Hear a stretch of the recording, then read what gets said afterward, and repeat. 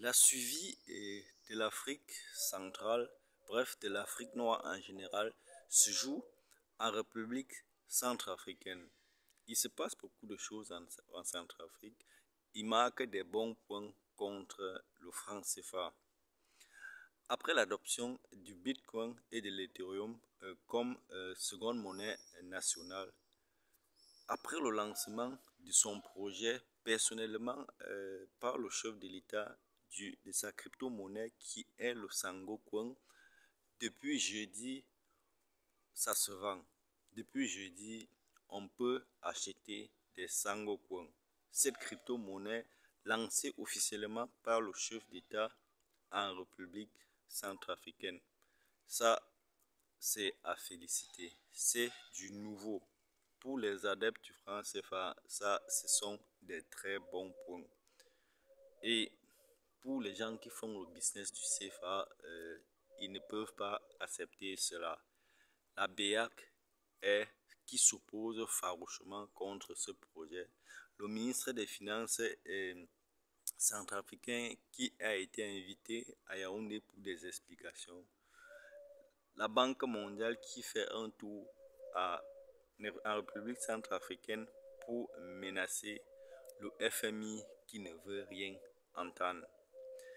Ce petit pays qui lutte avec les grands, le FMI, les aides qu'ils veulent couper, la Banque mondiale veut couper l'aide et la BEAC, l'Afrique centrale, qui accepte jusqu'ici le franc CFA, veulent se rassurer que la République centrafricaine va rester dans la zone franc. Effectivement, ils vont rester dans la zone franc.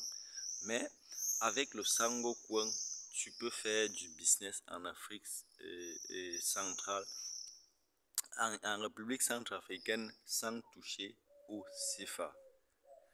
Tu peux investir, tu peux acheter un terrain en République centrafricaine sans toucher le CFA. Je veux dire, sans pouvoir même échanger le CFA contre le Sangocoin. Il suffit seulement d'avoir le Bitcoin, il suffit seulement d'avoir l'Ethereum pour acheter le Sangocoin. Ce qui est bien dans le projet Sangocoin, c'est que c'est un projet que le président tient personnellement à cœur. Et tu vois, quand un président s'y met, le projet ne peut que réussir. Et c'est du sérieux. Un président ne peut pas mettre son honneur sur des futilités. Même si actuellement ça tarde un peu, et ceux-là qui pensent que le CFA est une bonne chose, les gens qui font le business, les gens qui vivent aux dépens de l'économie africaine, de l'économie de l'Afrique noire, parce que pour dire vrai, il ne faut pas être économiste pour comprendre que le franc CFA est mauvais pour l'économie africaine. D'ailleurs, il faut regarder combien de crypto-monnaies existent dans le monde. Beaucoup, beaucoup, beaucoup. Et chacun, même personnellement, tu peux créer ta crypto-monnaie. Mais je sais qu'ici, parce que c'est un État, le premier État au monde à adopter la crypto-monnaie comme monnaie nationale. Mais on attend peut-être le moment où ça sera l'unique monnaie. C'est vrai, il y a les petits soucis. Les Centrafricains, les Africains ne sont pas encore dans le digital, ce qui fait que tout le monde ne peut pas utiliser le Sangocoin. Tout le monde ne peut pas utiliser la crypto-monnaie pour faire des échanges. Oui, mais c'est un très bon début. Imagine un pays comme le Cameroun adopte des pareils projets. Et ça annoncerait directement la fin du CFA. Mais comme j'ai dit, beaucoup ne veulent pas que le CFA meure. Le CFA, c'est un business pour beaucoup. Et parlant du Sangocoin, en réalité, le projet Sangocoin est basé, je veux dire, le nœud de ce projet, c'est une île qui se trouve en République centrafricaine et cette île veut être transformée en un Eldorado.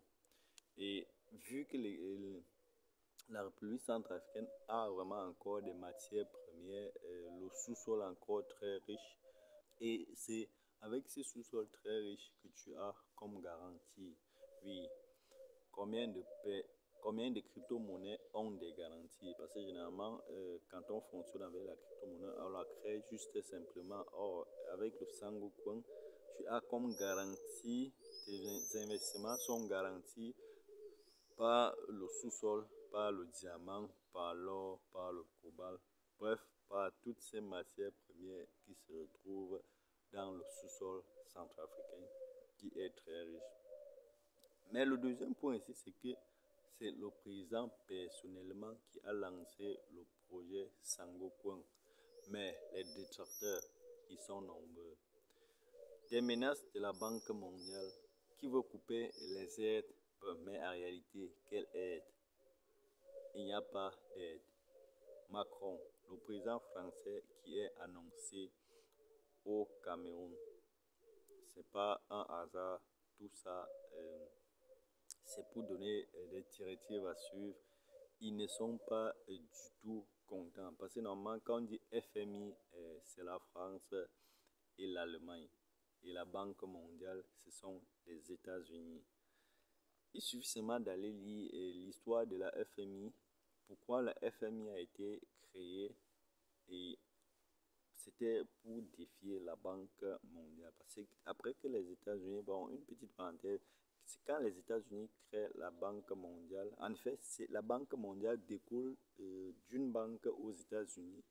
Et l'Europe, ne voulant pas que ce soit les États-Unis qui produisent leur argent, en fait, qu'ils photocopient les papiers pour eux, ils ont aussi créé le FMI. Et au départ, le FMI, c'est pas le FMI qu'on voit aujourd'hui. Il y avait des guerres. Le FMI n'était pas accepté, mais avec le temps, voilà que le FMI s'impose. Donc en réalité, chaque pays devrait pouvoir faire ses papiers d'argent. Donc ce qu'on vit chez nous, c'est le monde en envers. Juste créer sa crypto-monnaie, tu vois, ça cause des problèmes. Et puis, on a envie de se demander quand la fin du CFA. Le combat ne sera pas facile, mais ce qui est bien, c'est que certains se démarquent, certains petits pays, comme la Centrafrique, ils marquent des bons points. Et ça, je suis très content. Je suis très content et je pense que je vais d'ailleurs investir dans le Sangocoin. La visite de Macron au Cameroun. Macron, il aime bien le Cameroun. Bref, c'est ce que beaucoup pensent et pourtant, ils viennent défendre les intérêts français. Merci de m'avoir suivi et surtout, porte-toi bien et à la prochaine. Ciao.